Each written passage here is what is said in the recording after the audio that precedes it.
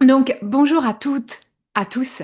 Ben voilà, comme d'habitude, moi je suis très très heureuse d'être avec vous aujourd'hui, que vous soyez là avec moi en présent ou alors que vous écoutiez en rediffusion ou dans mon podcast.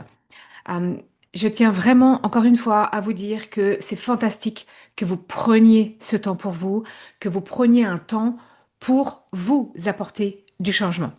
Parce que, comme je le répète encore et encore, vous faites partie des 5% des personnes qui décident de ne pas subir leur vie, leurs relations, mais qui vraiment ont envie de comprendre ce qu'il se passe derrière des choix ou des non-choix pour, par exemple, apporter du changement. Donc voilà, moi, encore une fois, je suis très très heureuse d'être aujourd'hui à vos côtés. Avant de commencer, je choisis de te tutoyer pendant cette conférence. Si tu m'écoutes en rediffusion, si tu m'écoutes dans tes oreilles, pourquoi? Parce que le vous pourrait faire croire que je m'adresse au couple. Mais dans cette conférence, dans cet épisode aujourd'hui, je m'adresse à toi individuellement. Je m'adresse à toi qui as tes émotions, tes réactions, tes choix, tes difficultés, tes blocages. Et mon intention, c'est bien de t'apporter de la clarté, de te donner des repères très concrets sur ce que toi, tu peux transformer dans ta vie, dans ta relation.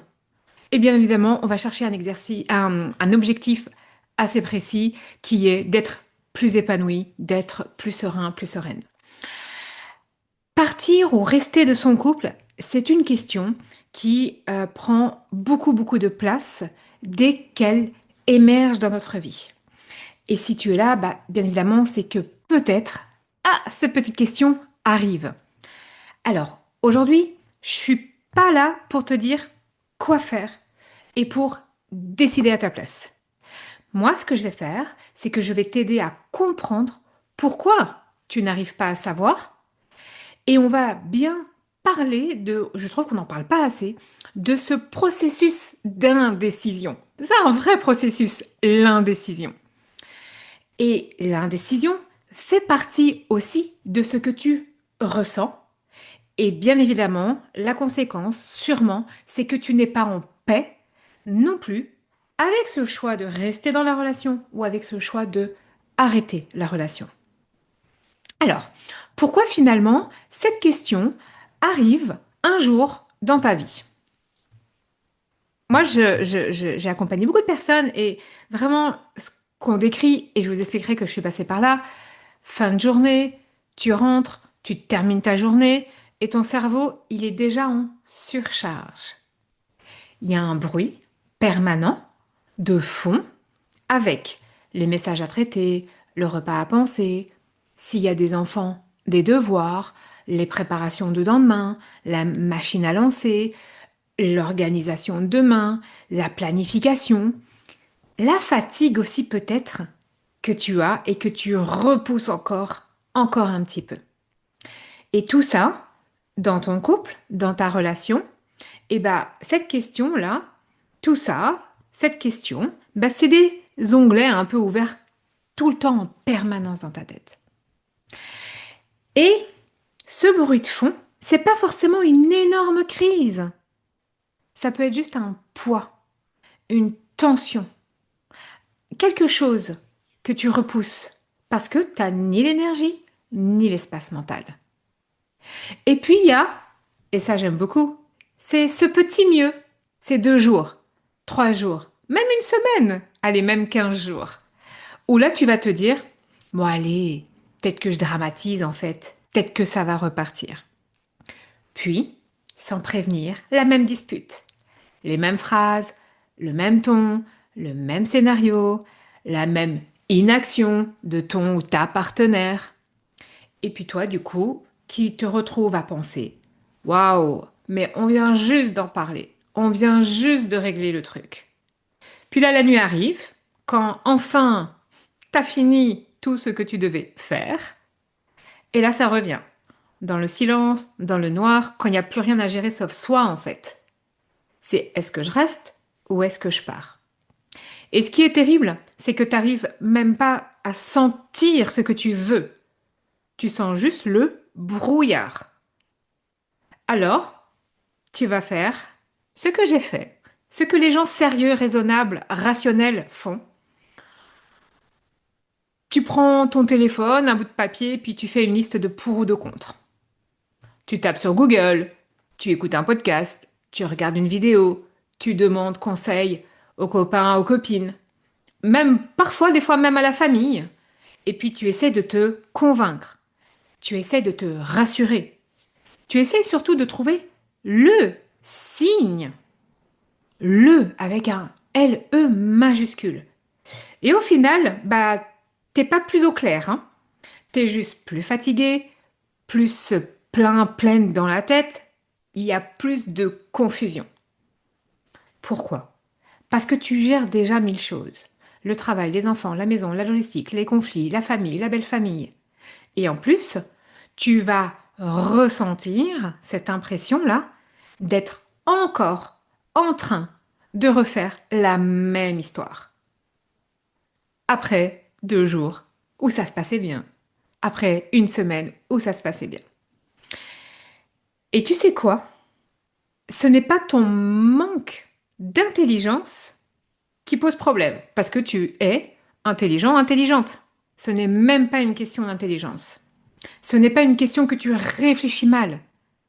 Et c'est pas une question non plus que tu es trop sensible ou trop dans ta tête. Il y a un élément, souvent, c'est l'attente. En fait, on va aller attendre de la certitude. On va attendre le bon moment. J'en reviens. On attend le bon signal, le déclic. Comme si un peu le matin, tu allais te réveiller avec une évidence parfaite. C'est ça. L'illumination propre, indiscutable. Mais pendant que tu attends, mais il va se passer aussi quelque chose de très particulier. Tu vas rester coincé dans un entre-deux. Tu avances d'un pas, tu recules de deux. Je suis sûre que ça te parle. Tu te dis ça va mieux, et puis ça revient. Et tu recommences à te poser la question encore et encore.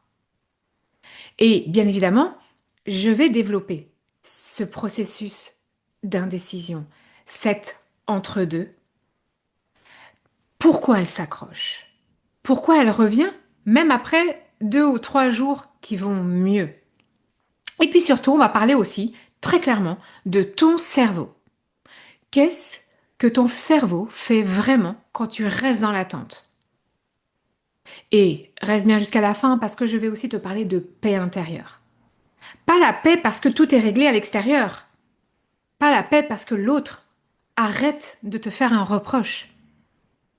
La paix intérieure, même quand tu n'as pas le signal, les 100% de certitude.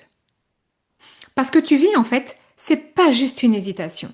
C'est souvent de la fatigue décisionnelle. Tu vas réouvrir en fait le dossier 10 fois par jour dans ta tête. Consciemment ou un peu moins consciemment. Et à chaque fois, ton cerveau dépense de l'énergie, comme si tu allais trancher, mais sans jamais vraiment trancher. Et forcément, plus tu t'épuises, moins tu vois clair. Tu vois un petit peu le cercle vicieux qui s'installe. Et ça, c'est remettre de la clarté là où tout se mélange. C'est ça, y voir clair. C'est ça, retrouver la paix intérieure. Et bien évidemment, mon travail, c'est de t'accompagner à remettre cette clarté à l'intérieur, là où toi, tout seul, toute seule, tu n'arrives plus à le faire. Pour ceux qui ne me connaissent pas encore, donc je m'appelle Céline Domecq, je suis thérapeute, coach et conférencière, spécialiste des relations amoureuses et familiales. Donc j'accompagne les hommes et les femmes à vivre des relations sereines et épanouies. Et c'est bien pour ça que cette conférence s'adresse autant aux hommes qu'aux femmes. Ça, pour moi, c'est important aussi de te le redire. Je t'aide à transformer ce qui se joue dans tes relations pour sortir des schémas qui t'épuisent, pour ne plus subir l'autre, pour aimer sans te perdre, pour ne plus te suradapter.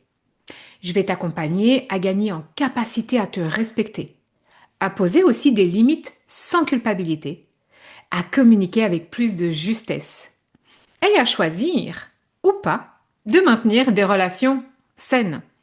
J'accompagne depuis plus de 15 ans. Je suis également la fondatrice de grands événements dédiés au couple et à la famille et j'ai créé le podcast Les Chemins du couple qui accumule aujourd'hui plus de 200 000 écoutes. Et aujourd'hui, je mets toute mon expertise au service de ton épanouissement personnel et relationnel. Mais je ne suis pas uniquement que ça. Je suis aussi une maman, une femme de 2 enfants qui ont 11 ans et 7 ans. Je suis aussi une belle maman d'un ado de 15 ans et en couple avec mon conjoint actuel depuis plus de 12 ans. Donc, je connais toutes ces fatigues décisionnelles. Je connais ce sujet de la charge mentale. Je connais la fatigue du soir. Je connais ce moment où tu as juste envie qu'on te fiche la paix. Allez, pour le dire vraiment proprement. Et alors, ce qu'il faut savoir aussi, c'est que je suis également divorcée d'un précédent mariage, de ma précédente relation. Et ce divorce, ce fut ma décision. Et c'est aussi pour ça que je connais très bien ce questionnement, ce sujet de partir ou rester, sans compter bien évidemment les milliers de personnes que j'ai déjà accompagnées. Et je sais à quel point quand cette question arrive, quand elle nous traverse, c'est un vrai défi quotidien. Je connais ce moment où on se demande, waouh, est-ce que je suis en train de m'acharner ou de traverser une crise normale? Et ce qu'il faut savoir, et ce que j'ai beaucoup observé à travers mes accompagnements, c'est que cette décision de partir ou rester, quand on est seul, quand on n'est pas accompagné, c'est entre 6 mois et 2 ans d'indécision. Mais je peux vous assurer qu'en fait, c'est énorme. Et donc ma mission, c'est bien évidemment de te transmettre des repères pour ton couple, pour ta vie, pour tes choix, pour que tout cela devienne un espace qui te fait grandir, un espace beaucoup plus serein. Parce que je sais qu'en comprenant la dynamique relationnelle, mais surtout ton propre mode de fonctionnement interne, ton propre mode d'emploi, et la façon surtout dont ça se répercute dans ta relation, dans tes choix, mais tu vas pouvoir réduire les malentendus, alléger les tensions, et à nouveau faire des choix plus alignés et moins en réaction. Parce que notre objectif, clairement, c'est de diminuer ta souffrance dans ta vie personnelle. Donc aujourd'hui, on va aborder ce sujet de cette indécision, partir ou rester en couple et ce qu'il se passe vraiment. Rester jusqu'à la fin parce que je vais te parler aussi de ce sentiment de paix intérieure, puis je vais répondre à tes questions. L'indécision, c'est un merveilleux sujet. Mais en fait, je comprends que ça puisse t'embêter. Est-ce que tu sais ce que ton cerveau essaie de te faire croire? Quand j'aurai assez d'arguments pour partir, quand j'aurai assez d'arguments pour rester, je saurai. Et puis tu as une petite voix, la petite sœur, la petite tête, là, hop là, qui va te dire mais la bonne décision, ça doit être une évidence. Alors, est-ce que c'est pas aussi ce que tout le monde dit autour de soi? Je vais faire une petite aparté très importante. Une évidence dans le choix de partir ou rester, c'est, et tu vas l'entendre, t'as un mari ou une femme alcoolique, t'es battu ou il y a des violences, euh, tu t'as été donc agressé. Il y a vraiment dans le couple quelque chose qui est évident de cet ordre-là. C'est évident qu'en fait qu'il faut partir. Ah oui, t'as été trompé, par exemple. Chez certaines personnes et dans la majorité de la population, ça, ce sont des éléments évidents qui font qu'on va partir. Ça veut pas dire qu'on le fait, d'ailleurs, entre toi et moi. Mais c'est des signes évidents. Par contre, une bonne décision comme mais en fait, je suis pas heureux, je suis pas heureuse. Ça, en fait, pour 95% des personnes, c'est pas une bonne décision. C'est même pas suffisant. Ce n'est même pas normal. Et c'est bien là toute la difficulté de partir ou rester. Parce qu'en fait, si c'était une évidence, ça serait très simple. Tu te dirais tout simplement, ok, c'est clair, je fais ça. Et puis tu pourrais enfin souffler.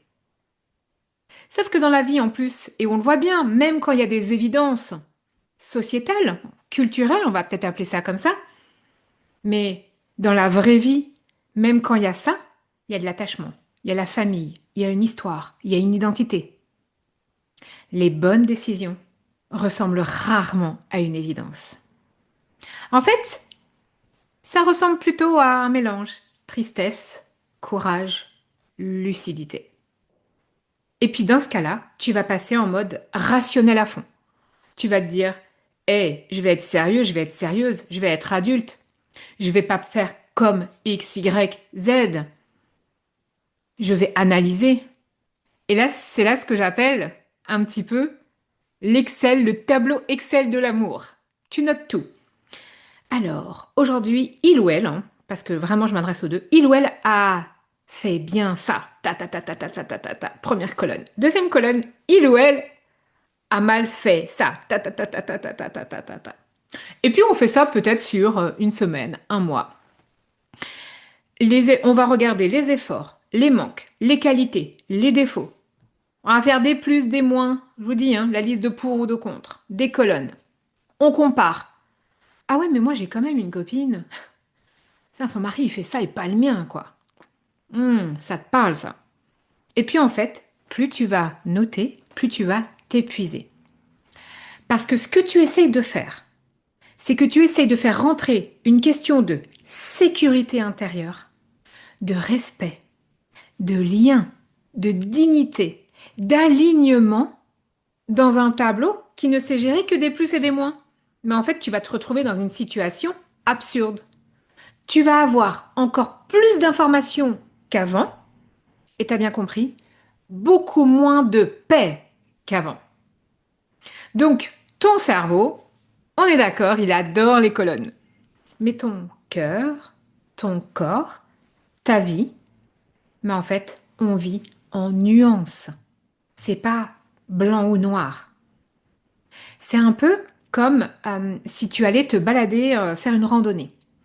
Si tu gardes le nez collé à la carte, vous imaginez là? J'ai pas de carte, mais presque, hein.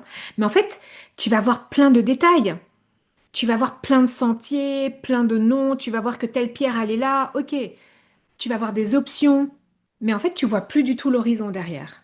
Il y a beaucoup d'informations, mais tu n'as plus ta direction. Et c'est là que j'ai envie que tu comprennes un truc essentiel. L'indécision n'est pas un manque d'information. Ce n'est pas un manque de encore un pour, encore un contre. C'est souvent un mécanisme de protection. Parce que décider, ça t'oblige à ressentir l'insécurité. Oh, et si je me trompe? La culpabilité. Et si je lui fais du mal à lui, à elle, aux enfants, à la famille, même à mes parents, alors qu'on vit pas avec, hein, mais enfin, en tout cas, dans la majorité des personnes que j'accompagne qui ont plus de 40 ans ou 50 ans, généralement, on vit pas avec les parents dans notre culture. Donc, la culpabilité va au-delà hein, de juste moi et si j'ai des enfants. La peur de regretter.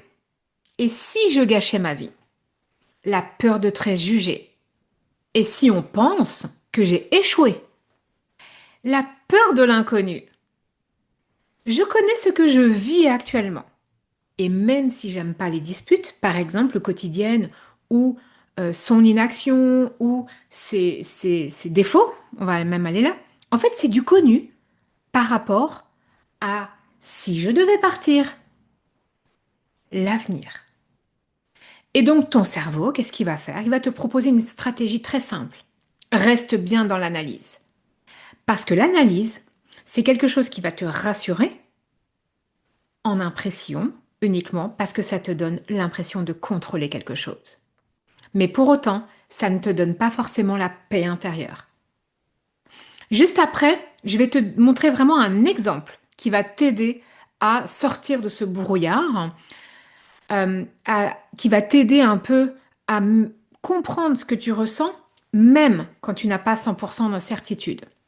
Mais avant cela, si tu veux que je t'accompagne, qu'on démêle ton histoire, ton couple, ta relation, sans jugement, si tu veux qu'on repère le vrai nœud qui entretient ton indécision, qui peut venir de ton système de croyance, tes peurs, tes blocages, conscients et inconscients. Si tu veux aussi que je t'aide à apaiser ton système nerveux, à retrouver cette paix intérieure, cette sécurité intérieure, pour que tu puisses, en toute décision consciente, soit reconstruire ton couple, le sauver, rester, reconstruire la complicité, ou alors te séparer avec plus de paix que tu as le droit de ressentir et de vivre, alors je vais te proposer de réserver un appel de clarté. Je te donnerai pareil un peu plus d'informations un peu plus tard sur le processus pour t'accompagner, mais garde en tête que tu peux dès maintenant réserver un appel clarté avec Mélanie, ma collaboratrice et coach. Je te mets le lien dans le chat pour toi qui es avec moi en direct. Pour ceux qui sont en rediffusion, vous pouvez regarder sous la vidéo ou dans la description. Mélanie, elle est là pour te guider, t'écouter, comprendre ta situation et t'expliquer concrètement ma méthode, ce que je te propose comme séance, accompagnement, bilan, programme. C'est un appel qui t'est offert et qui va durer plus ou moins 30 à 45 minutes. On va revenir sur cette fameuse indécision. On va le développer encore un petit peu plus, ce processus d'indécision. Quand tu n'arrives plus à trancher dans ton couple, tu crois souvent que c'est parce que tu manques de lucidité, de courage, voire même d'amour. Oh, est-ce que je l'aime encore? Mais très souvent, le contexte est plus simple, mais plus difficile à voir, voire même à accepter. Tu es déjà en surcharge. Parce qu'en fait, quand tu vis ta journée, ce n'est pas une grande décision. Ta journée, c'est une pluie de micro-décisions. Ok, est-ce que je réponds ou est-ce que je réponds pas? Qu'est-ce que je dis? Quand je le dis? Est-ce que je gère les enfants? Alors, dans les gérer les... Non, non, non, je fais ça. La logistique, les repas, les devoirs, les imprévus, le message, le boulot, mon mari qui me demande si, qu'est-ce qu'on mange? Et en plus, rester dans cette relation-là va devenir fonctionnel. Ton cerveau va passer en mode économie. Il faut que je fonctionne, c'est ça. Il faut que je fonctionne. Il faut que je tienne. J'ai toutes ces micro-décisions, mais en fait, il faut que je tienne jusqu'à ce soir et le coucher. Il faut savoir qu'il y a eu une recherche, c'est Mayer et Al en 2025, donc une revue où ils parlent de ça, qui est très récente du coup. Ils définissent la fatigue décisionnelle comme une tendance à prendre des décisions moins effortful, moins coûteuses en effort, à mesure que s'accumule la charge mentale liée au fait de devoir décider. Je vous la refais. En gros, la fatigue décisionnelle va t'influencer vers des décisions qui te coûtent moins en effort au fur et à mesure que tu as pris plein de décisions. Plus tu as dû arbitrer, évaluer, peser ta journée, plus ton esprit va chercher la voie la moins coûteuse mentalement pour prendre encore des décisions. Donc, il va choisir le report, il va choisir l'évitement, il va choisir de rester dans le connu, il va choisir de laisser l'autre décider ou de rester dans l'entre-deux. C'est ça la fatigue décisionnelle. Et c'est là que, du coup, on est dans cette question est-ce que je reste ou est-ce que je pars qui arrive sur un cerveau qui n'est plus disponible, sur un cerveau qui est déjà saturé. Parce qu'on se pose rarement quand même la question le matin au réveil quand on est hyper calme et posé. Il y a toujours un petit déclencheur. Et c'est souvent avec une accumulation de choses en fin de journée. Et donc, en fait, cette question, quand elle arrive sur un cerveau déjà saturé. Et donc, tu n'es pas en train de mal réfléchir, tu es en train de survivre mentalement. Ton cerveau ne cherche pas la meilleure décision. Il cherche la solution qui va te coûter le moins tout de suite. Bon, allez, c'est bon, ça peut attendre. C'est ça. Et donc, souvent, cette décision qui nous coûte la moins chère, bah, c'est justement de ne pas décider, de rester dans cette indécision. Et je vais aussi te rassurer, j'ai envie de te déculpabiliser, c'est que ce n'est pas un défaut de caractère. C'est pas de commencer à te dire, ben voilà, je suis incapable de décider. Et incapable, derrière ça, il y a vraiment une notion de jugement. Tu es déjà en train de parler de toi, alors qu'en fait, ça n'a rien à voir. C'est ton système qui sature. Ton cerveau va prendre la décision la moins coûteuse qui va être celle de ne pas décider. Donc si aujourd'hui tu n'arrives pas à trancher, ce n'est pas forcément parce que tu n'as pas compris, parce que tu n'as pas les bons arguments ou parce que tu as les bons arguments. C'est peut-être parce que tu essaies de prendre une décision énorme avec un cerveau qui est déjà en train de tenir trop. Est-ce que ça vous parle? C'est clair pour vous? Est-ce qu'il y a déjà des questions par rapport à ça? Je vous laisse me les écrire pour que je puisse voir. Est-ce que vous vous reconnaissez aussi dans ce genre de processus? Est-ce que c'est nouveau? Voilà, dites-moi un petit peu, partagez un petit peu ce qui se passe pour vous. Pour les personnes qui sont en rediffusion ou qui écoutent en podcast, vous pouvez m'envoyer un email aussi pour me partager vraiment ce que vous ressentez. Voilà, et je prendrai le temps de vous lire. Est-ce que vous connaissez le plus grand mensonge de l'indécision? Eh ouais, c'est de te faire croire que tant que tu ne tranches pas, tu ne perds rien. Comme si rester entre les deux était une option prudente, une option safe, une option sécure. Mais en fait, l'entre-deux n'est pas une zone neutre. C'est une zone qui te ponctionne. Parce que l'indécision, ce n'est pas je n'ai pas encore décidé. L'indécision, c'est un système qui tourne en arrière-plan. C'est comme une application là ouverte et qui consomme ta batterie en continu. Tu peux faire ta journée, rire avec les enfants, travailler, gérer, mais derrière, il y a ce dossier qui reste ouvert. Je reste, je pars. Je reste, je pars.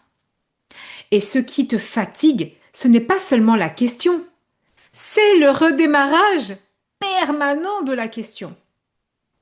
Donc je vous disais, on se pose rarement vraiment la question le matin au réveil. Ah mais par contre, sur la douche, là, quand on a regardé son mari qui s'est toujours pas réveillé et qu'il faut secouer, qu'il faut être encore, parce qu'on se considère comme sa maman. Bref, là, sous la douche, ok, j'ai envie de vivre autre chose. Il ou elle parle d'un truc banal et tu te dis, mais comment on en est arrivé là? Et en fait, tu la réouvres aussi cette question quand vous avez un moment, ok, tous les deux. Mais peut-être qu'en fait, je dramatise, hein. C'est moi qui exagère encore. Et en fait, tu vas peut-être aussi réouvrir cette question quand tu vas te dire, ah ouais, mais là, il est en train de me parler mal, en fait. Et que la dispute repart. Puis peut-être que ça va vraiment se réouvrir le soir, au lit, comme je te disais, quand tout s'arrête. Et à chaque fois, tu payes. Et en fait, tu payes. Hmm, écoute bien ça. Tu le payes pas en argent. Tu le payes pas, tu vas le payer en énergie. Tu vas le payer en disponibilité. Tu vas le payer en paix intérieure. Parce que ton cerveau, il fait quelque chose d'absurde, mais de très humain. Il dépense comme si tu allais prendre la décision sans jamais vraiment pouvoir la poser. Donc, Tu as la fatigue de l'action sans l'apaisement de l'action. Et tu sais ce qui se passe alors? Bah, tu vas devenir moins patient, moins patiente, moins douce, moins doux, moins stable. Tu vas te surprendre à réagir pour un détail. Tu vas te sentir triste, irritable, vide. Puis en même temps, tu vas dire, mais en fait, je sais pas pourquoi. Ah, ça va, hein, j'ai tout pour être heureux, heureuse. Et tu vas avoir cette sensation de porter quelque chose. Et souvent, on le sent dans son corps quand on est un petit peu connecté à son corps. Tension dans la poitrine, boule dans le ventre, dans la gorge. Parce que cet entre-deux, c'est une pression constante. Et c'est là que l'indécision commence à attaquer un truc très précis, ton estime de toi. Ton système nerveux est alors suractivé en permanence. Au début, tu vas te dire, ok, allez, c'est bon. Je réfléchis, je suis prudent, je suis prudente. Mais au bout d'un moment, une autre voix apparaît. Pourquoi je n'arrive pas à me choisir? Pourquoi je n'arrive pas à me respecter? Pourquoi je tolère ça? Pourquoi je continue à subir ça? Pourquoi je ne suis pas heureux, heureuse? Pourquoi je ne suis pas épanoui, épanouie? Et là, tu n'as plus seulement un problème de couple, tu as aussi un problème de relation avec toi-même. Parce qu'à force de repousser, tu commences à te voir comme quelqu'un qui n'agit pas. Et ça va éroder profondément ton estime de toi. Tu vas commencer à douter de ton jugement, à douter de ta force. Tu vas même douter de ta légitimité à ressentir ce que tu ressens. Et au milieu de ça, le piège le plus dangereux, on se rappelle le début. Ouais, mais bon, ça a été mieux. Ces 2 ou 3 derniers jours, les 2 dernières fois où on s'est vu. Ces 2 jours où vous êtes plus calme, où il ou elle fait un effort. Et tu te dis, ouais, ok, c'est bon, ça va. Encore une fois, j'ai exagéré, c'est mon hypersensibilité, non, non, non. Ah, vous voyez le truc, moi je le connais bien, ça, hein. C'est bon, c'est mes émotions, c'est ma période hormonale. Alors quand je dis période hormonale, avec beaucoup d'humour, parce que en effet, entre les menstruations, la ménopause, la périménopause, bref, ok. Et puis du coup, ce piège-là des allez, c'est bon, ça va mieux en fait. Bah, tu te détends, tu reprends de l'espoir, tu vas même te réinvestir dans la relation. Et puis sans prévenir, allez, la même dispute, le même scénario, les mêmes mots, les mêmes blessures. Et comme je le disais, attends, mais on vient juste d'en parler, quoi. Et c'est exactement ça le cœur du problème. Les 2 jours mieux ne sont pas forcément un changement. Souvent, c'est juste une accalmie. Et vous allez voir, si vous restez jusqu'à la fin, je vais vous expliquer encore plus précisément cette histoire d'accalmie et ce que vous allez pouvoir faire. Donc, ces deux jours mieux, c'est souvent, pas toujours, souvent, une accalmie, une pause, une suspension. Mais c'est pas une transformation de ton système interne ou du système relationnel entre vous. Et là, qu'est-ce qui se passe? Ton cerveau, allez, c'est parti, il repart en boucle. Il repart en boucle, pardon. Tu réanalyses, tu te rejustifies, tu rebalances pour, contre. Allez, on refait notre petit tableau Excel de l'amour. Et plus tu tournes, plus tu te fatigues. Et plus tu te fatigues, plus tu perds de la clarté. Et moins tu as clarté, plus tu tournes. Ok? Tu vois le truc là, le bon cercle vicieux. Et donc ce n'est pas une simple hésitation. C'est un cercle qui va se nourrir lui-même. Ce que je veux vraiment que tu retiennes, c'est que l'indécision, c'est pas seulement inconfortable. L'indécision a un coût. Elle coûte ton énergie, elle coûte ton attention, elle coûte ta stabilité émotionnelle, elle coûte ta joie. Et parfois, elle coûte aussi la qualité de ta relation avec, ok, ton partenaire, même si tu doutes, mais aussi avec tes enfants, avec tes proches et avec toi-même. Parce que quand tu es épuisé, tu n'aimes plus l'autre, et je vais parler d'amour vraiment au sens très large, parce qu'on peut aimer ses collègues. Je ne parle pas d'amour amoureux, hein. On parle d'amour, de sentiments juste d'amour. Moi, j'aime mes clients d'amour, voilà, je vous aime vous d'amour, ok? Mais donc, quand tu es épuisé, quand là-haut c'est surchargé, Tu n'aimes plus pareil. Tu réagis, tu te protèges, tu te fermes, tu attaques. Et c'est pour ça que dans beaucoup de cas, ce n'est pas le couple qui détruit le plus. C'est cet entre-deux dans lequel je tiens vraiment à ce que tu comprennes ce qu'il fait.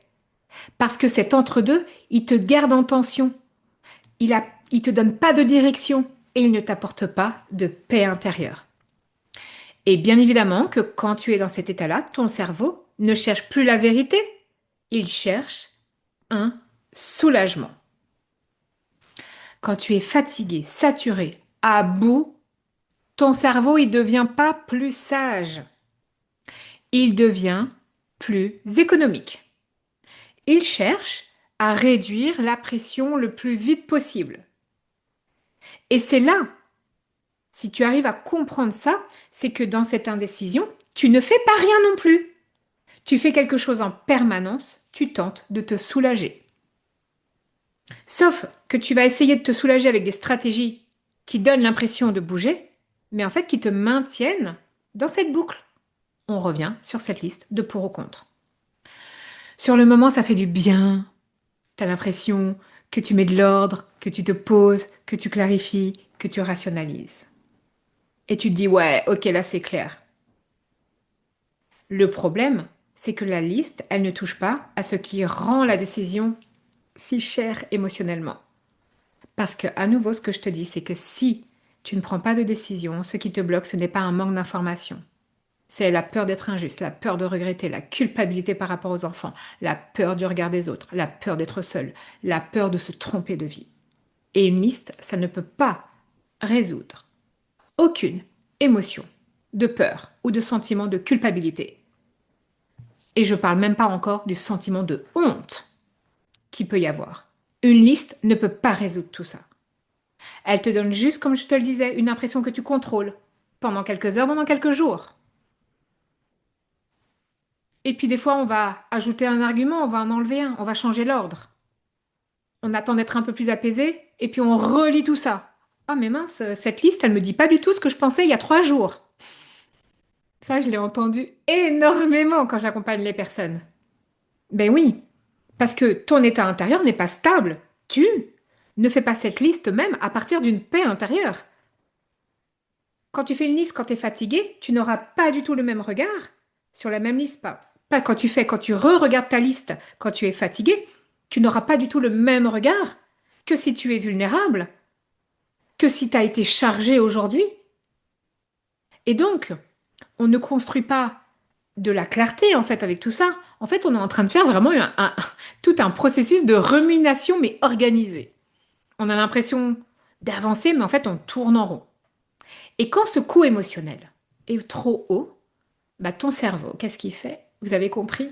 Il va chercher d'autres sorties moins chères, il reporte, il évite, il se distrait, il se raconte que ça ira mieux quand il attend un signe, il attend un déclic, il attend que l'autre change. Oui, ton cerveau, il espère secrètement que l'autre prenne ta décision à ta place. Et ça, c'est très humain. Si la décision vient de l'extérieur, tu souffriras peut-être, mais tu ne porteras pas la responsabilité d'avoir tranché. Tu n'es pas celle ou celui qui. Tu n'es pas la personne qui casse, déçoit, bouleverse. Donc ton cerveau, il se met sur pause et il va dire, ouais, attendons. En plus, ça te coûte moins. Sauf que attendre ne fait pas disparaître la question. Ça laisse juste la place à ruminer à l'intérieur. Et c'est là qu'on revient à ton expérience très concrète. Plus tu es fatigué, plus tu cherches la solution qui coûte le moins en énergie. Et plus tu choisis des stratégies qui te coûtent le moins, éviter, reporter, rester dans le connu, tenir encore un peu. Plus tu fais ça, plus l'indécision s'installe comme une habitude, comme un mode de fonctionnement, comme un entre-deux qui devient normal. Et donc, le vrai enjeu, c'est pas de te dire allez décide. Le vrai enjeu, c'est de comprendre qu'est-ce qui rend cette décision si coûteuse. Qu'est-ce qui te fait chercher du soulagement plutôt que de la vérité? Maintenant, je vais te montrer un des points que tu peux regarder pour commencer un petit peu à calmer le brouillard. Même si tu n'as pas 100% de certitude dans le fait de partir ou de rester. L'indécision dans le couple, elle vient souvent d'un truc précis. Tu es coincé entre deux preuves contradictoires. Donc ça, c'est parmi dans mon accompagnement, ce que je fais voir, ok, un des points, par exemple, il y en a encore plein d'autres puisque je m'adapte à chaque situation. Donc c'est un exemple. Si ça te parle aujourd'hui, très bien, regarde-le. Donc, l'indécision vient souvent d'un truc précis. Tu es coincé entre deux preuves contradictoires. Preuve A. Quand c'est bien, c'est vraiment bien. Donc, je me dis que je dramatise. Les fameux 2 ou 3 jours qui vont mieux. Preuve B. Mais le problème revient. C'est toujours la même chose. Je redis toujours la même chose. Donc, je me dis que ça ne changera jamais. Preuve A, preuve B. Résultat, ton cerveau, il oscille, et donc du coup, l'oscillation entretient ton indécision. Le repère. Un des repères qu'on peut avoir, réparation réelle versus accalmie. Ce repère-là, est-ce qu'on est dans une réparation réelle ou est-ce qu'on est dans une accalmie? Ça va te permettre de couper cette oscillation en répondant à la vraie question. Ok, est-ce que je reste ou est-ce que je pars? Parce qu'en fait, c'est est-ce que notre système relationnel peut changer? Ou est-ce qu'on ne fait que se calmer entre deux tempêtes? Parce que l'indécision, ce n'est pas seulement je ne sais pas ce que je veux. C'est souvent aussi je ne sais pas si ça peut évoluer de façon fiable. Je doute. Je doute de moi, je doute de l'autre. Ce que ton cerveau confond quand tu es fatigué. Quand tu es en fatigue décisionnelle, ton cerveau adore tout ce qui baisse la tension vite. Donc il confond quoi? Accalmie. Ouais, ça va mieux parce qu'on s'évite, on ravale, on fait comme si, on fait des efforts, on repart en pilote automatique. Avec réparation. On a compris ce qui s'est passé, on a pris chacun sa part de responsabilité. Il y a un ajustement concret qui va réduire la rechute. Et cette confusion, c'est cette confusion-là qui souvent va te garder dans ce brouillard. Donc, avoir des repères, ça te sert à ça. Au lieu de te demander 50 choses, est-ce qu'il est gentil, est-ce que j'abuse, est-ce que c'est les enfants, est-ce que c'est la fatigue, est-ce que c'est les nuits blanches, bah, tu vas regarder un indicateur qui va te donner une direction. Après une crise, est-ce qu'on sait réparer? Et est-ce que j'ai appris à réparer? Parce que on nous apprend pas à réparer en couple. C'est aussi, là je vous parle d'indécision, de partie au essai, mais moi j'adore aussi t'accompagner à comprendre les dynamiques de couple, à les expliquer à ton partenaire pour justement aussi le guider. Parce que on n'a aucun mode d'emploi du couple et du mode de fonctionnement relationnel. Ça, c'est la parenthèse qu'il ne faut pas oublier non plus. Donc après une crise, est-ce qu'il ou elle sait réparer? Est-ce que je sais réparer? Donc, il y a tout un processus. Si oui, il y a un chemin qui est possible. Sinon, tu n'es pas indécise. Tu es souvent en train d'éviter de voir une vérité qui va être douloureuse, que ça se répète, parce que le système ne bouge pas. C'est un peu comme la différence entre tu prends un Doliprane, ça fait baisser la fièvre, accalmie, ou tu vas traiter l'infection. Ça change la cause. C'est la réparation. Et l'indécision, c'est quand tu as des moments sans fièvre, mais que la cause revient encore. Et donc, c'est pas forcément tant est-ce qu'on s'aime? La question clé, c'est est-ce qu'on s'est réparé après s'être abîmé? Est-ce que je veux de cette vie? Est-ce que je veux montrer cet exemple de relation à mes enfants? Des questions, il y en a plein, mais souvent, on ne se pose pas les bonnes questions. Et souvent, on ne répond pas correctement aux bonnes questions, encore plus quand on est seul. Parce qu'en fait, quand on est seul, on ne peut pas surstimuler notre système nerveux et se mettre en anxiété. On arrive à un palier quand on est seul avec tout ça. C'est pour ça qu'on se fait accompagner. C'est pour avoir une personne en face, puissante, qui est capable de dire, OK, ça va aller. Va plus loin dans cette question. Mais ça, c'est très difficile de le faire tout seul. Et je le sais par expérience. Moi-même, je me fais et je me suis fait accompagner, mais ça fait 20 ans que je me fais accompagner. Et c'est hyper important. C'est là, vraiment, quand on a des questions, qu'on va aller chercher ça. Alors, je vous redonne une petite idée là. Qu'est-ce que vous allez pouvoir faire? Vous allez penser, tu vas penser par contre, pardon, à tes 3 dernières disputes. Est-ce qu'il y a eu, à chaque fois, une réparation, une conversation, une responsabilité, une réconciliation, des excuses, un ajustement? Ou est-ce que c'était juste un retour au calme? Quand tu vois la tendance, tu vas comprendre vraiment pourquoi tu n'arrives pas à trancher. Tu n'as pas une direction qui est fiable. Ça, c'est vraiment hyper important. Donc maintenant, bien évidemment, peut-être que en écoutant, tu es en train de te dire, OK Céline, ouais, je comprends. On a bien vu, moi seule, je vois bien que je peux pas y voir clair. Bah non, parce que ton cerveau, il va pas commencer à aller chercher des trucs plus compliqués alors qu'il est déjà en fatigue, qu'il veut chercher l'évitement. Enfin, non. Donc, je n'arrive pas à y voir clair, c'est normal. Et justement, si tu te dis en plus, bah ouais, ok, je suis dans cet entre-deux.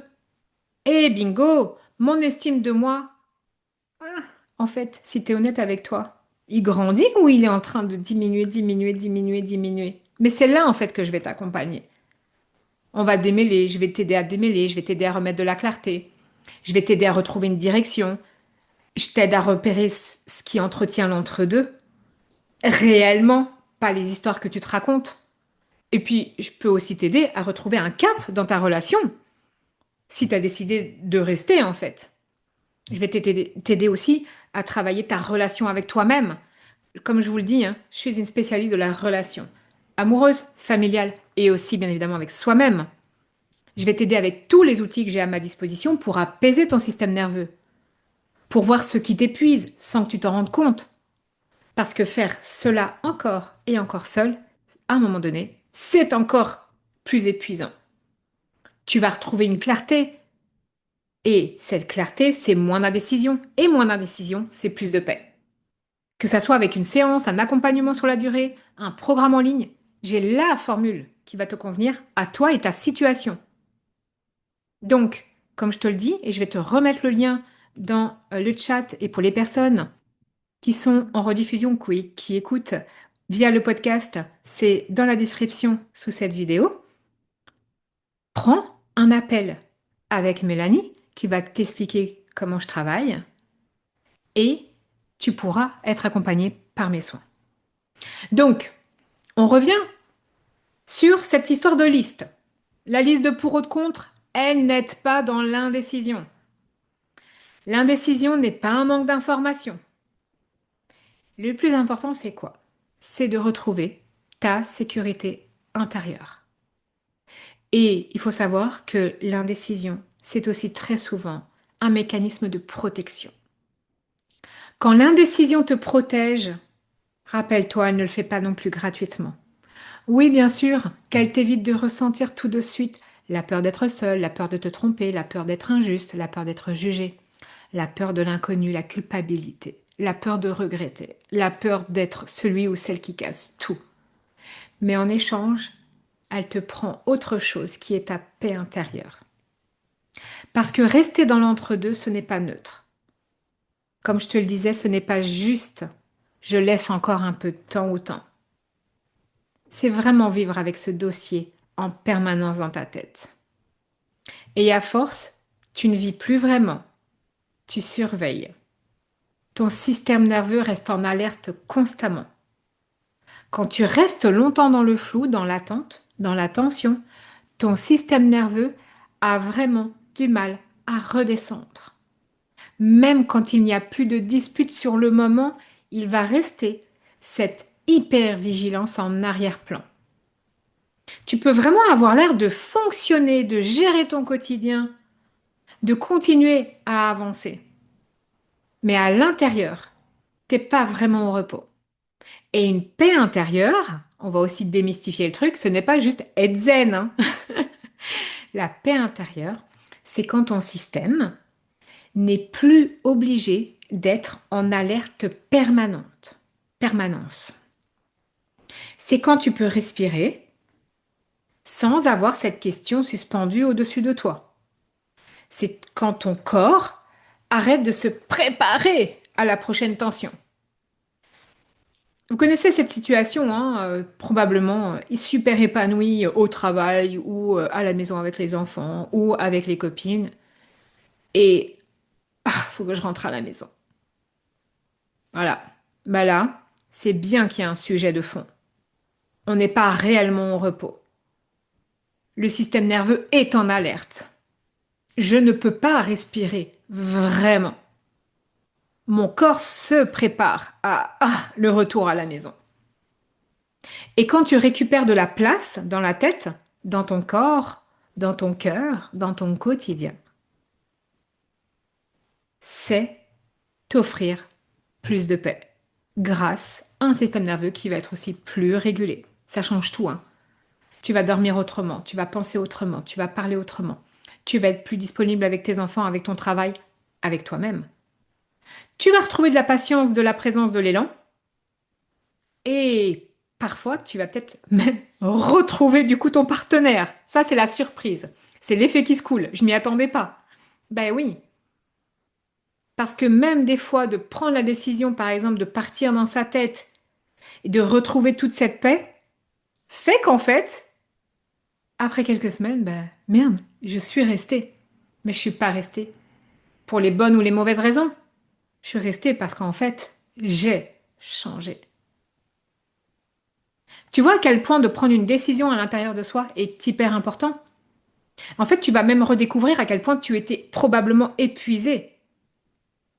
Mais c'est ça, tu vas l'observer que quand tu commences à redescendre. L'indécision protège, mais elle te garde dans un état de tension chronique. Elle te donne vraiment de l'illusion, je ne perds rien tant que je ne tranche pas, alors qu'en réalité, tu le payes tous les jours.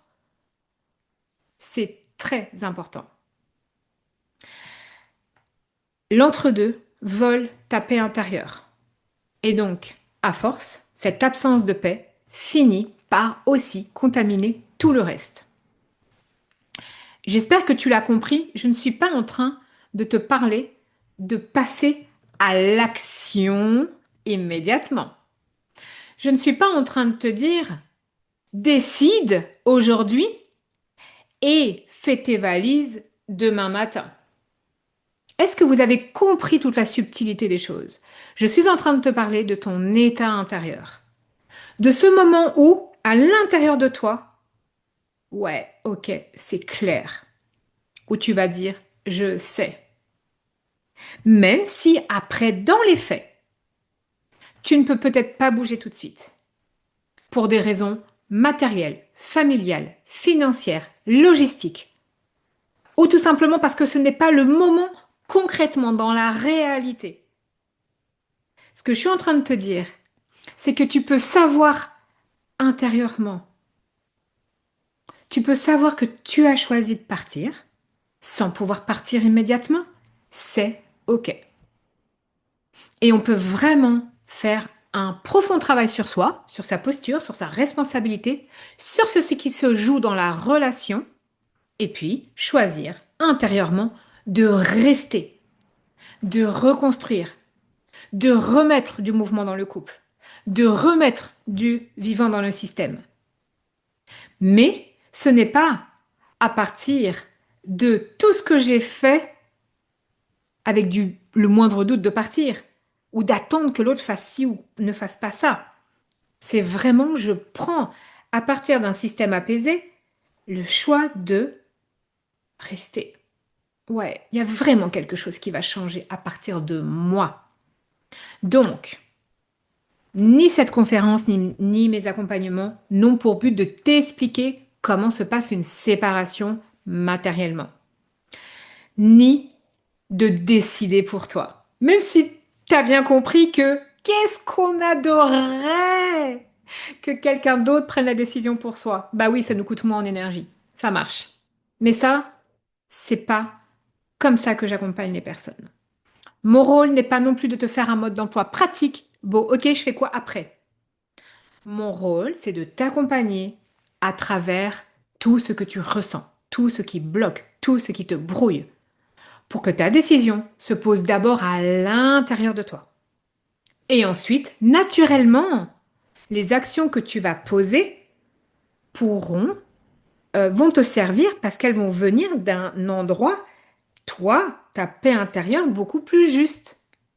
Pas un endroit de panique, pas un endroit de saturation, pas un endroit de confusion, mais d'un endroit paisible, aligné, assumé. Et en fait, ça change tout pour toi. Parce qu'une décision prise depuis la paix ne produit pas le même résultat dans mes actions, dans mon attitude, qu'une décision prise depuis l'épuisement, depuis le flou, depuis la réaction. Ah mais là je décide de partir parce qu'en fait il m'a mal parlé et je suis hyper en colère. Non, tout ça c'est pas une décision qu'on prend à partir de soi. Donc, si par exemple tu te dis ah ouais mais ok je décide de partir, que tu poses des actions maintenant ou dans quelques semaines ou dans quelques mois parce qu'il y a des contraintes, l'essentiel c'est que ça ne parte pas de ton état interne nuageux, brouillard. Il faut que ça parte vraiment de toi apaisé. Tu vois, c'est ça quand je te parle de paix. N'attends pas que ce soit la paix à l'extérieur qui va t'aider à prendre la décision de rester ou partir. L'accalmie. Ah ben c'est cool, super, il y a l'accalmie, alors je reste. En fait, c'est toujours pas une décision qui part de toi. Tant que cette décision n'est pas posée à l'intérieur de toi, tu restes en mode survie. Tu analyses, tu doutes, tu recommences. Et ton système nerveux ne redescend jamais vraiment. Donc, si tu dois retenir une seule chose aujourd'hui, c'est ça. La vraie question, c'est pas est-ce que j'ai assez de raison? La vraie question, c'est qu'est-ce que mon indécision est en train d'éviter? Qu'est-ce que ça t'aide? Qu'est-ce que ça t'évite, pardon, de ressentir? Qu'est-ce que ça t'évite d'assumer? Qu'est-ce que ça t'évite de regarder en face? Parce que tant que tu ne vois pas tout ça, tu peux faire toute la liste du monde. Ton cerveau trouvera toujours une bonne raison de rester dans l'entre-deux. Et c'est précisément là que seul on tourne en rond. Parce que ces questions-là que je viens de vous poser, elles sont hyper puissantes. Mais allez regarder, qu'est-ce qu'il y a derrière ma première réponse, puis ma deuxième réponse, et puis, oh là là, la troisième réponse. Et ouais, ça vient chercher des choses. Mais tu sais quoi? On peut faire ça de façon cool, apaisée, légère. Même quand les questions sont hyper touchy pour toi actuellement. On peut vraiment aller creuser avec beaucoup d'amour derrière tout ça. C'est OK. Mais seul, ouais, on peut tourner en rond. Et c'est pas parce que t'es pas capable, hein. C'est parce que dans ta vie, dans ton couple, t'as les enfants, t'as ton juge, ton cerveau, en fait, il fait quoi? Il est juge et parti. Il essaye d'être lucide, mais en même temps, il essaye de te protéger. Ah ouais, hein, notre cerveau, la plus belle machine au monde, hein. Mais du coup, il fait tout. Mais il nous aide pas à voir, à mettre de la clarté. Et c'est pour ça que dans ces moments-là, t'as pas besoin d'un conseil de plus. De la mère, de la belle-mère, ou des copines, ou des trucs. Oh, tu devrais faire ci, oh, tu devrais faire ça. Non, t'as juste besoin d'un endroit neutre où tu vas démêler en fait ce qui est confus. Où tu vas essayer de retrouver cette clarté, cette décision intérieure, cette paix intérieure. Que ce soit pour reconstruire à partir de la paix ou pour repartir en étant aligné avec ton choix. Et afin aussi que tout ce que tu feras ensuite, maintenant, plus tard, parte de cet endroit beaucoup plus paisible. Et si bien évidemment tout ce que j'ai partagé aujourd'hui résonne en toi, si tu sens que tu tournes dans des schémas, que tu n'arrives pas à comprendre cette étape, que tu ne sais plus comment faire, ben tu n'es pas seul. si tu as envie de comprendre ce qui se passe dans cette relation, que tu veux sortir de ça, que tu veux apprendre comment on fait pour passer de l'accalmie à vraiment, pas le pansement, mais la réparation. Si tu as envie de tout ça, pour aussi t'aider à voir ce que tu ne vois pas, tes émotions, tes blocages conscients ou inconscients, tes croyances qui te limitent, tes blessures qui te paralysent, ce mode de pilote automatique, le fonctionnement de ton couple. Mais moi, je peux analyser tout ça avec toi. Et je suis là pour t'aider. Que ça soit grâce à une séance unique, à un bilan relationnel, à un accompagnement sur mesure, à mes supports en ligne, j'ai forcément une formule pour t'aider. Ça fait 15 ans que j'accompagne les hommes et les femmes à mieux se comprendre, à mieux identifier les dynamiques relationnelles, à poser des mots sur des comportements et surtout à apporter et à retrouver plus de paix et de sécurité intérieure. J'ai réalisé plus de 10 000 heures de séances. J'ai accompagné plus de 3 000 personnes depuis 15 ans.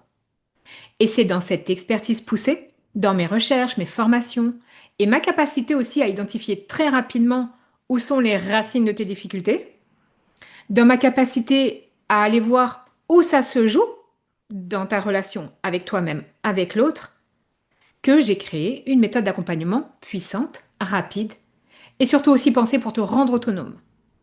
Comme tu l'as compris, chaque personne est unique. Tu es unique. Chaque dynamique relationnelle est unique. Et donc, il te faudra une approche sur mesure. C'est pour ça que j'ai créé plusieurs formules qui vont s'adapter à toi particulièrement. La première étape pour que je puisse t'accompagner, c'est de comprendre ton besoin unique. Et c'est pour ça que j'ai Mélanie à mes côtés, qui est coach et ma collaboratrice. Elle va être là pour te guider, pour répondre à tes questions. Son agenda est ouvert maintenant. Et en fait, on a décidé aujourd'hui de t'offrir un espace, un appel clarté, un temps d'écoute pour mieux comprendre. Tu vas passer 30 à 45 minutes avec elle lors de cet appel qui est offert. Elle va t'écouter, elle va comprendre ta situation, elle va t'expliquer ma méthode, puis du coup, elle va t'orienter vers la formule la plus adaptée à ton besoin. Parce que vraiment, je sais qu'il y a une formule pour toi et t'accompagner. Donc, maintenant, prends ton rendez-vous. Je remets le lien dans le chat pour que tu puisses réserver ton appel maintenant. Pour ceux qui écoutent en rediffusion, c'est sous la vidéo, c'est dans la description. Alors, j'ai vu qu'il y avait pas mal de questions. Je vais prendre le temps d'y répondre. Si tu écoutes en rediffusion, si tu écoutes via mon podcast dans tes oreilles, envoie-moi un email aussi et je vais y répondre également. Alors, on commence par la première question. Alors, du coup, continuez à me les poser, hein, que je puisse les prendre. Ok, merci. Alors, je vais répondre à la première question. Merci pour cette conférence très intéressante. Merci à toi. Mon problème est la peur du vide après la séparation et la peur que mon conjoint me dise des choses méchantes si je prends cette décision de rompre. Du coup, j'attends depuis plus d'1 an. Alors, j'ai pas beaucoup de questions, mais j'ai un espèce de témoignage. Mais je veux prendre le temps d'y répondre. Ben oui, la peur, on l'a vu maintenant, je pense que tu as compris. La peur, la honte, c'est quelque chose qui est une émotion qui est très forte. C'est pour ça que d'ailleurs j'ai des protocoles sur la peur pour t'accompagner et en fait pour que cette peur elle ne soit plus paralysante. Mais bien évidemment, il faut travailler ce sujet-là. La peur du vide après la séparation, la peur de la séparation, la peur d'être, voilà, qu'on te dise des choses méchantes. Il faudrait que tu arrives à aller voir vraiment pourquoi tu le prends personnellement, pourquoi on s'en détache pas. Donc, il y a plein de choses à travailler. C'est pour ça que tu attends, parce que, si je peux me permettre, ce qui n'a pas été travaillé, ce sont les peurs et les racines des peurs. Donc, c'est ça qu'il faudrait aller travailler pour prendre la juste décision, mais du coup, pour avoir un système nerveux hyper apaisé. Quand on est tout le temps dans la peur, Parce qu'en plus, dès que tu vas avoir une pensée, elle va réactiver ce système nerveux en mode alerte. Putain, mais j'ai peur du vide, mais j'ai peur d'être seule. Mais non, en fait, ça te met tout le temps en suractivité. Donc, tant que tu ne vas pas apaiser tes peurs, travailler sur ta sécurité intérieure ou quoi que ce soit, bien évidemment que tu vas rester dans l'attente. Mais une fois que tu es apaisé, c'est ouais, ok, c'est ok d'avoir peur, hein, attention, hein. On n'est pas en train de minimiser les émotions. Elles ont toute une utilité, elles sont toutes exceptionnelles. C'est juste qu'elles n'ont pas à nous driver d'une façon ou d'une autre.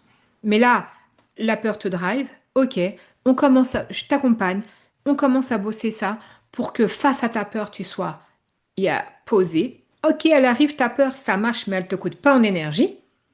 Et donc, du coup, à force, bah, tu pourras prendre une décision. Est-ce que c'est clair pour toi? Alors, je continue. Et donc, du coup, si tu veux qu'on y aille, bah, prends un appel avec Mélanie pour que je puisse t'accompagner et qu'elle puisse vraiment te proposer le bon sujet pour toi. Euh, Est-ce que être dans un entre-deux depuis longtemps n'est pas simplement le signe que la décision de partir est difficile à prendre, mais qu'il faut le faire? Non. Euh, je suis pas aussi catégorique en fait. C'est-à-dire qu'on peut rester dans l'entre-deux pendant très longtemps parce que justement, il n'y a pas de réparation. Mais en fait, c'est ça qui est beau chez l'être humain. Même l'autre, quand il n'a pas bien fait les choses pendant 10 ans, et que ça fait 10 ans qu'on est dans l'entre-deux, mais qu'un jour, il comprend quelque chose, ou moi dans mon attitude fait que ça change, que nanana, mais en fait, je peux choisir de rester après tout ça. Euh, donc en fait, pour moi, il n'y a pas de signe qu'il faut le faire parce que t'es déjà même plus la même personne qu'il y a 1 heure. Voilà, en ayant écouté cette conférence, t'es déjà plus la même personne qu'il y a 1 heure. Donc, c'est pas un signe. C'était peut-être une bonne décision il y a 2 heures, mais il y a 1 heure, maintenant, enfin, par rapport à il y a 1 heure et maintenant, il y a plein de nouvelles informations qui sont là, qui fait que même si tu as voulu partir pendant 10 ans, j'exagère vraiment, mais que là maintenant tu as plein de nouvelles informations, c'est ça. En fait, le plus important, c'est vraiment de aussi penser à revenir à cet instant présent. C'est qui je suis là maintenant, qui est l'autre là maintenant. Et ça, c'est un vrai travail. Donc pour moi, c'est pas une question de signe, c'est plus une question de dynamique, de qui je veux être dans la relation, mais tu n'es plus la même personne. Donc c'est pas parce que tu as voulu partir pendant 10 ans que aujourd'hui tu dois partir parce que tu es prête. Pas, tu peux aussi choisir de tout rebouger, de sauver ton couple. Là, je t'accompagne par exemple à remettre en place toute la complicité, communiquer différemment, sortir si tu es concerné par la dépendance. Je t'aide, je t'accompagne, je t'explique, tu travailles sur toi. Bah, en fait, même si tu as hésité à partir pendant 10 ans, que là tu le fais et que tu vois en face qu'il y a un truc qui switch, tu peux choisir d'avoir le signe, de voir le signe que tu peux rester. Alors, quand on a les questions dès le réveil, allez, tu es en train de me demander, voilà, chez moi, ça commence dès le réveil, et c'est mes premières pensées. Quand on en est là, ça veut dire que là, définitivement, ton système nerveux est saturé. C'est-à-dire que même pendant la nuit, donc il y a plusieurs étapes dans le sommeil, il y a plusieurs étapes dans plein de choses, mais ça veut dire que même au moment du réveil où ton système nerveux est censé être posé, bam, tu es déjà en train de produire du cortisol et tout, et tout, et tout. Et là, et donc à être déjà en hypervigilance et autres. Donc, ça veut dire que là, foncièrement, il faut travailler d'abord à t'apaiser. C'est important. Dès que la nuit, dès que le réveil, c'est hyper à ce point-là, il faut travailler ça pour que tu puisses retrouver du souffle. Et donc, du coup, bah voilà, ok. Et comme je le dis à nouveau, prendre une décision, ça ne veut pas forcément dire passer à l'action. Par contre, ça veut dire vraiment être à l'intérieur de soi bien posé. Euh, Alors, dans cet entre-deux depuis plus d'1 an, comment savoir réellement ce qu'on veut, si on va faire le bon choix après tant d'hésitation? Alors, je t'invite à écouter et réécouter cette conférence. En fait, C'est pas une question de bon ou mauvais choix, c'est d'abord une question d'état intérieur.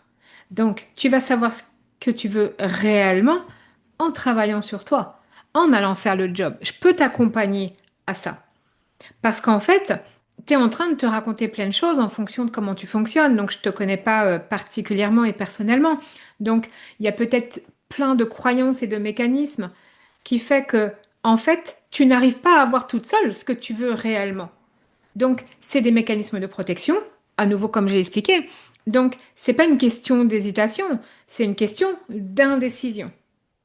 Donc, il y a quelque chose là qui te permet qui t'arrange à rester dans cet entre-deux, ça te protège, comme je le dis, hein, quand je vous dis que ça vous arrange, c'est parce que ça nous permet de rester dans cet entre-deux, ça nous permet, c'est une impression de plus safe, d'espace plus safe, même si ça nous coûte beaucoup. Donc là, quand on veut vraiment savoir ce qu'on veut, faut travailler son estime de soi, travailler ses peurs, travailler ses croyances. Et travailler, ça ne veut pas dire que c'est 10 ans de thérapie, hein. J'ai aussi un peu envie de vous rassurer un peu. Justement, moi, dans ma façon d'accompagner, j'ai des protocoles et voilà, en quelques séances, en fonction, bah, bien évidemment, de ce qu'on relève. C'est pour ça que j'ai plusieurs formules, mais on va aller voir et moi, je vais mettre le doigt sur ça, ça, ça, ça, ça. Une fois que les connexions sont faites, ah ouais, mais en fait, je veux ça réellement, quoi. Mais il faut déjouer. Même par exemple, là, ça peut être un jeu de Lego. Ça peut être tout simplement, tu n'es pas, tu veux rester, mais en fait, il y a une part de toi qui veut partir parce que ton ego, il est en train de réagir à une attitude de l'autre. Donc, tout ça, bah, des fois, c'est difficile de le faire seul. Donc, il faut se faire accompagner. Et je suis vraiment là pour ça. Ce que tu fais, c'est que tu réserves un appel clarté avec Mélanie, et comme ça, elle pourra t'expliquer un peu plus, répondre à tes questions et te proposer vraiment la meilleure chose pour toi. Euh, Ok, donc là j'ai une question, enfin une question, un partage. Je commence à avoir peur de mon avenir. J'ai 10 ans, le divorce sera prononcé prochainement, mais je vais quitter la ville dans laquelle je vis depuis 50 ans, où j'ai mis un village en Normandie. Ok. Je commence à douter et avoir peur de mon avenir. Ben oui, parce qu'en fait, tu t'es installé, tu vois, on parle de sécurité intérieure, mais en fait, tu t'es installé toute une sécurité extérieure. C'est le village depuis le nombre d'années où tu es. C'est vraiment ça. Alors, de nouveau, ça, dès qu'on a peur de l'avenir, et on le voit malheureusement aujourd'hui avec l'actualité, euh, tout le monde joue sur les peurs de l'avenir et tout le monde est en hyper réaction. Et voilà, ça donne, ça donne plein de choses. Voilà, bon, c'est pas le sujet aujourd'hui, mais c'est quand même assez révélateur de ce qui se passe chez l'être humain, en fait. Quand le système nerveux n'est pas posé, bah, en fait, euh, on est dans nos peurs, mais on est dans des actions ou des surréactions par rapport à ces peurs. Moi, j'ai peur, bien évidemment, de temps en temps. Quand j'ai appris certaines nouvelles aux informations, bien évidemment que, ouh, je l'ai senti ma peur, surtout dans mon contexte familial. Je l'ai vraiment senti. Mais en réalité, j'ai assez de paix intérieure et c'est ça que je veux vous aider à accompagner pour, euh, en fait, ok, mais là maintenant quoi? Et demain, mais demain en fait, je sais pas, je peux pas le prévoir. Tu peux pas prévoir demain. Tu peux pas prévoir ton avenir. Mais quand tu te déplaces dans les jours qui arrivent avec cette sécurité intérieure, cette paix intérieure, ok, tu vas retrouver ça, ben en fait, je verrai quand l'événement viendra. Et c'est ça qui est à travailler. C'est pour ça que quand on a des années d'indécision, c'est ce que tu me partages, en fait, les années d'indécision ont probablement beaucoup, beaucoup entaché ton estime de toi. En plus, j'entends, tu me dis qu'il y a des blessures et des souffrances répétées. Donc là, ce qui est à travailler, c'est principalement ton estime de toi. Que tu reprennes vraiment un bel estime de toi, que tu reprennes tes capacités, que tu apaises ton système nerveux par rapport à tout ça. C'est ça qui va t'aider. Et donc vraiment, pareil, il y a pas mal de choses qu'on peut travailler ensemble. Donc ouais, tu peux réserver un appel avec Mélanie, vraiment, ça peut bien t'accompagner. Alors, je continue un peu avec vos questions, c'est chouette. Vous pouvez continuer hein, si vous avez quelques questions. Alors, nous sommes un couple hypersensible et ou TDA et ou HP. Ok. Et c'est volcanique à la maison. Ok.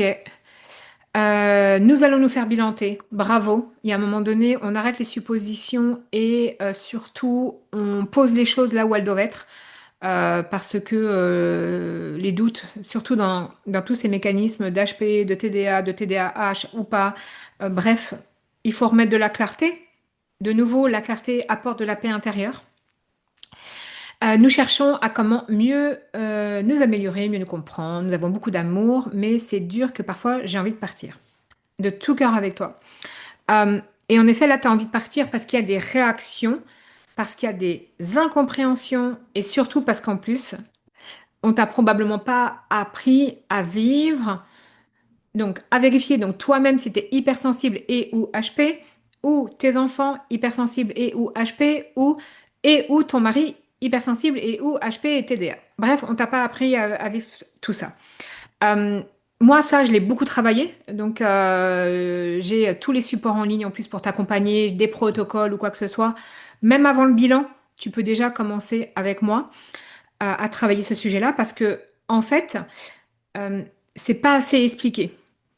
Et je le sais puisque moi-même, j'ai le haut potentiel qui est avéré, l'hypersensibilité qui est avérée. Mon fils, le plus grand, celui qui a 11 ans, haut potentiel avéré, hypersensibilité avérée, TDA.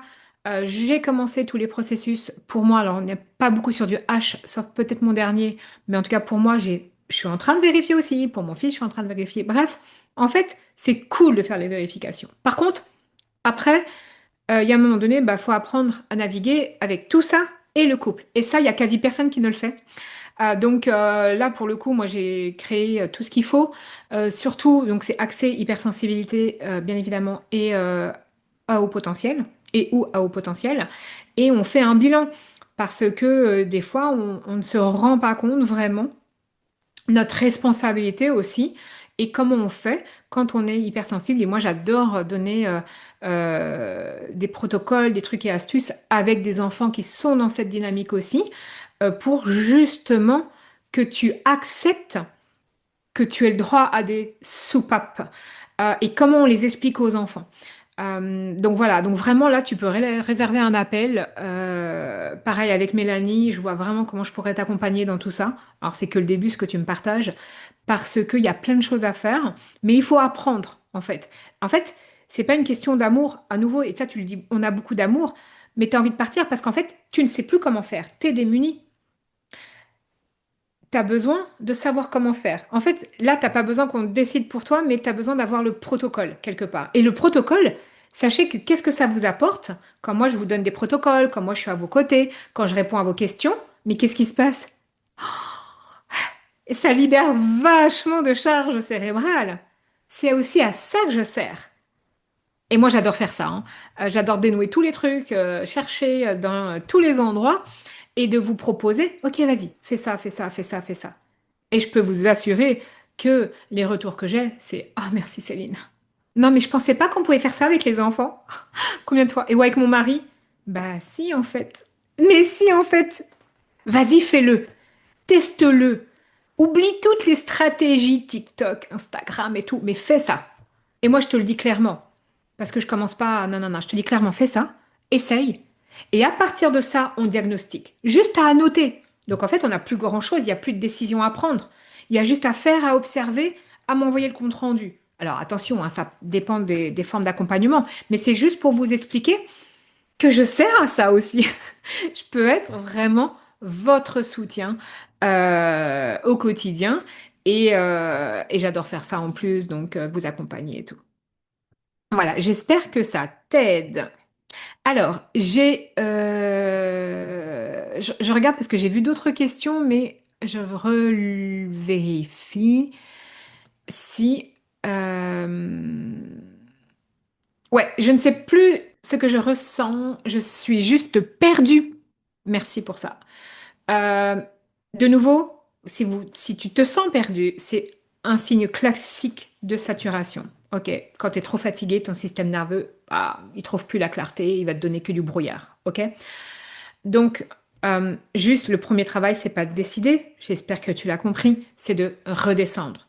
C'est de retrouver de la régulation, c'est de retrouver qui tu es toi, c'est de retrouver de l'estime de toi pour vraiment aller dans le vrai ressenti. C'est là en fait. Parce que ton cerveau, il est jugé parti. Donc c'est pour ça que tu crois que tu sais plus ce que tu ressens, t'es perdu ou quoi que ce soit, parce qu'en fait, tu as le cerveau qui va court-circuiter tout ça. Donc là, ce qu'on peut faire, c'est je peux vraiment t'accompagner à sortir de ce mode de protection, mais de façon safe, avec des outils où tu vas te réguler aussi en dehors des séances, avec des protocoles, des vidéos et tous les supports dont tu as besoin. Donc ça, je peux t'accompagner sur ce sujet. Euh, j'ai peur de regretter, peur de me tromper, peur d'être injuste. Ça fait partie de partir ou rester et c'est exactement ce que l'indécision évite. Ton cerveau, il est en train de te dire, OK, si je ne tranche pas, je ne prends pas le risque d'avoir tort. Et est-ce qu'on aime avoir tort? Moi, j'aime pas, hein. Et toi, t'aimes avoir tort? Moi, je crois pas non plus. Donc, en fait, on veut pas prendre le risque d'avoir tort. Sauf que, à nouveau, comme je te l'ai dit, tu payes tous les jours. En énergie, en confiance. Donc, l'objectif, c'est pas d'atteindre la certitude parfaite. L'objectif, c'est déjà de retrouver cet état interne où tu dis, OK, j'ai pas pour 100% de garantie, mais je suis aligné, je me respecte qui je suis aujourd'hui. Et de nouveau, hein, ça, je rebondis. C'est pas là qui je suis d'il y a 10 ans. C'est aujourd'hui, là, maintenant, tout de suite. Ok, donc comme je te le disais, en effet, j'ai des protocoles pour travailler les peurs. C'est vraiment quelque chose qui me tient à cœur parce que on nous apprend pas à travailler, se libérer, voir les peurs correctement. Donc, et quand on fait ça, vraiment déjà, ça enlève waouh, des poids énormes. Euh, ça va te donner vraiment une vie plus épanouie, quoi. C'est travailler sur ses peurs. Ça fait peur. Les gens, ils me disent, ah, Céline, j'ai peur. Mais ouais, ok, mais de toute façon, t'as peur. Donc, d'avoir peur de travailler ta peur parce que là, ça marche plus, quoi. Donc, ça donne vraiment une vie plus épanouie quand on se libère de ses peurs. Vraiment, waouh, quoi. C'est vraiment cool. Alors, euh, alors, Céline, tu dis, ouais, mais ça va mieux depuis 2 jours, mais finalement, peut-être que je suis en train, moi, de tout saboter. Ben non, mais en fait, quand ça va mieux depuis 2 jours, à nouveau, c'est une accalmie. C'est vraiment ça que tu dois aller vérifier. Et ça ne veut pas dire que tu es instable non plus. C'est juste que tu redoutes à nouveau. Donc, c'est une respiration, c'est un simple retour de calme. Euh, il faut vraiment que tu checkes, est-ce que j'évite, est-ce qu'on ravale, est-ce que je passe à autre chose. C'est vraiment ça qu'il faut aller voir. Et la paix durable, elle vient juste quand le système change. Pas que quand la tension baisse, quand on répare le vrai truc. Donc là, moi, je peux t'aider à remettre de la clarté un peu sur cette dynamique. Est-ce que c'est des accalmies ou pas? Est-ce que c'est sain ou pas? On peut parler aussi dans les relations un peu de toxicité, hein, qui fait qu'on va rester ou partir. Mais ben, c'est exactement un petit peu la même chose. Tu, il faut vérifier ça. Et il y a des fois, bah, tout seul, ouais, mais j'ai lu un truc, j'ai vu un post, ouais, ok, hop là. Il faut voir les choses dans la globalité, dans qui tu es dans la relation. Je n'écoute pas mes besoins, car pour lui, si j'ai besoin de recul, c'est forcément pour aller voir ailleurs. Bah oui, mais là, parce qu'en fait, il est en train de te parler de toute son insécurité également, en fait. Donc, si toi, tu es insécure, lui il va ressentir de l'insécurité, bah ça va réactiver toutes ses peurs. Il est en train de voir toutes ses peurs que tu ailles voir ailleurs, finalement. Donc, là, il y a une dynamique qui est à retravailler. C'est vraiment important.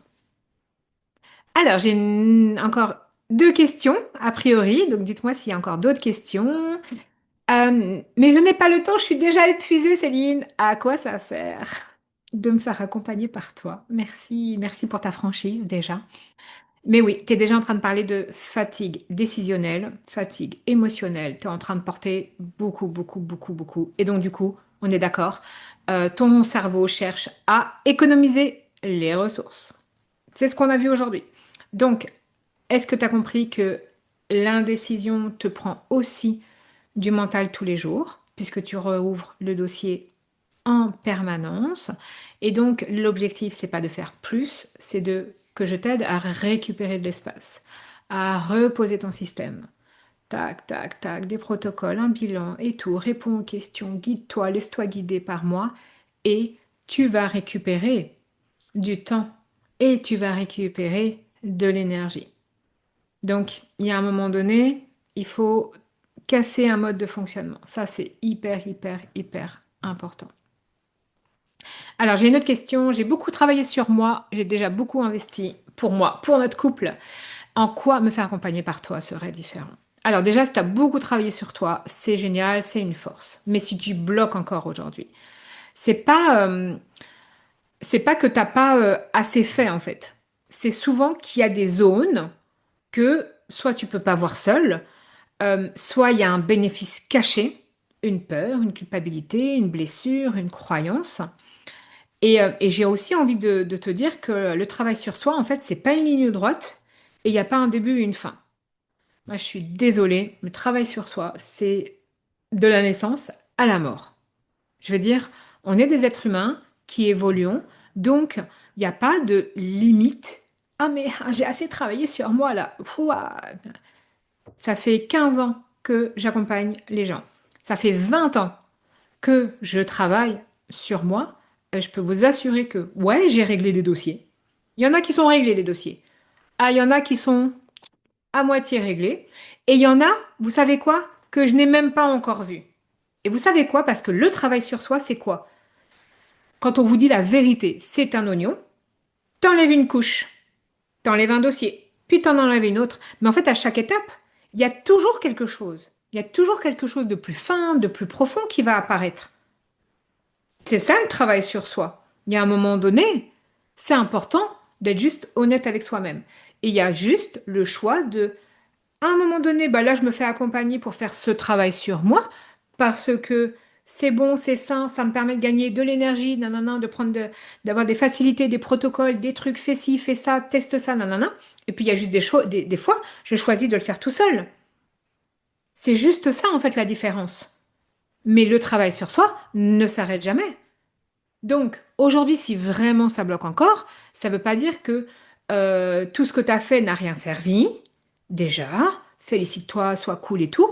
Ça veut juste dire que probablement, il y a des zones d'ombre aujourd'hui que tu n'as peut-être pas vues. Peut-être que ça a été vu, mais pas complètement. Et ça peut être un bénéfice que tu n'as pas perçu de ne pas prendre une décision, par exemple, comme on l'a vu aujourd'hui. Et dans ces cas-là, moi, ce que je vais faire, c'est que je vais t'aider à conscientiser. C'est-à-dire que moi, je ne vais pas m'amuser à refaire le travail que tu as déjà fait. C'est pour ça que d'ailleurs, quand j'accompagne, j'envoie souvent un questionnaire où je pose la question si tu as déjà fait du travail sur toi. Comme ça, c'est bon. Moi, si tu me dis ça, c'est travaillé, j'y vais pas. Par contre, j'irai peut-être vérifier les angles morts.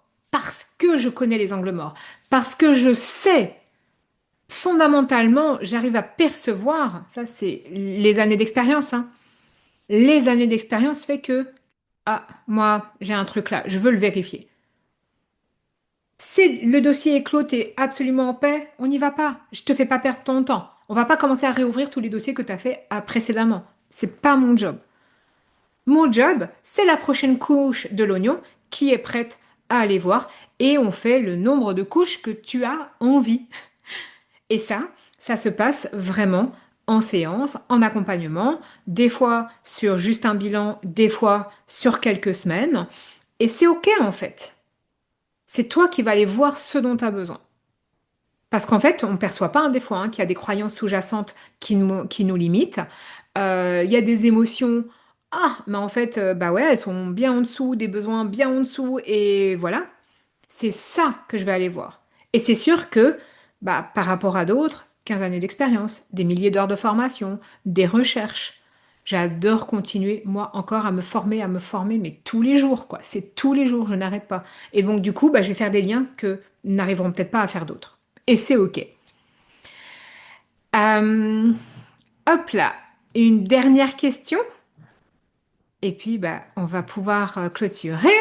Et si mon ou ma partenaire ne veut pas venir, ne veut pas faire d'effort? Eh ben, écoute, ça, c'est la question que j'ai le plus souvent et je comprends et c'est très fréquent. Est-ce qu'on est bien d'accord qu'aujourd'hui, je t'ai parlé de ta clarté? Et ta clarté ne dépend pas de la bonne volonté de l'autre. Là, ton enjeu à toi, c'est de sortir de cet entre-deux. C'est de retrouver cette paix intérieure. Parce que tant que tu te sentiras coincé, ton système nerveux va rester en alerte. Comme je te le disais, une séance, un bilan, un accompagnement, un programme, ça va t'aider à démêler qu'est-ce qui est vraiment possible avec lui ou avec elle. Qu'est-ce qui dépend de toi? Qu'est-ce qui, en effet, dépend en partie aussi de l'autre? Mais surtout, comment tu vas arrêter d'attendre le déclic extérieur pour toi te sentir stable, sécure, en paix. Donc, je te le répète, je te remets le lien. Vraiment, prends un appel avec Mélanie et tu travailles ça. Enfin, je travaille ça avec toi, mais tu clarifies ce dont tu as besoin avec Mélanie aujourd'hui via l'appel. J'ai fait le tour de toutes les questions. Euh, je pense que j'en ai oublié aucune. S'il y a encore une question, vous me faites signe. Dans tous les cas, merci d'avoir été là, merci d'avoir pris ce temps d'écoute pour toi. J'espère que tu repars avec moins de brouillard, un peu plus d'espace, un peu plus de compréhension sur ce qui se joue dans l'indécision. Si c'est peut-être encore un peu trop confus, lourd, trop nanana, ne reste pas seul avec ça. Si tu sens que c'est trop douloureux aussi, ne reste pas seul, fais-toi accompagner. N'aie pas honte d'aller chercher du cadre, de l'appui, un endroit où poser tout ça. L'idée, c'est pas d'aller vite. L'idée, c'est de pas faire comme il faut. L'idée, c'est de te retrouver, de revoir cette estime de toi à ton rythme, qu'on retrouve cette paix à l'intérieur de toi. Parce que c'est la vraie décision, c'est pas de partir ou rester, hein, c'est des fois juste d'arrêter de s'oublier dans la relation. Et je t'aide vraiment avec toute mon expertise, avec tout qui je suis dans ce processus. Donc voilà, je te dis à très bientôt, quoi qu'il en soit. Si tu as des questions, tu m'envoies aussi un email. Je suis là, Mélanie est là pour répondre à toutes tes questions. Merci aussi beaucoup d'avoir été présent. Merci. À très bientôt.